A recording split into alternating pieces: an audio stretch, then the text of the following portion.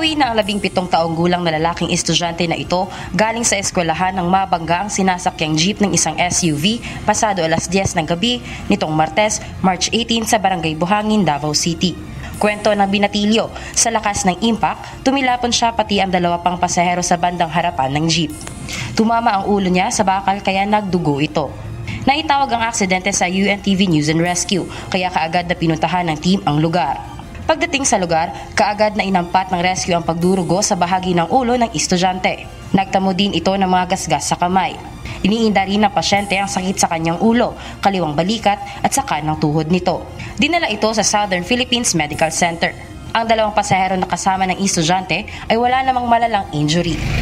Isang motorcycle rider naman ang tinulungan ng UNTV News and Rescue dahil sa natamo nitong injury matapos sumemplang sa Corner B, S. Aquino Drive, Aguinaldo Street, Bacolod City, pasado alas 10 kagabi.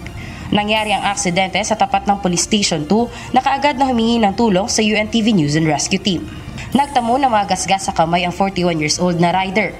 Tumanggi na itong magpadala pa sa ospital. Sa halip, minabuti ng biktima na makipag-ugnayan sa mga pulis para sa blotter report na ipapakita niya sa kanyang customer bilang isang Grab driver. Patunay na siya ay naaksidente kaya hindi na ihatid ng maayos ang in-order na mga pagkain sa kanya. Ayon sa rider, nawalan ito ng kontrol sa manibela dahil sa madulas na kalsada dahil sa pagbuhos ng malakas na ulan sa lugar. Hazel Ferzas, UNTV News and Rescue. Diyos ang aming sandigan, serbisyo publiko ang aming pinahahalagahan.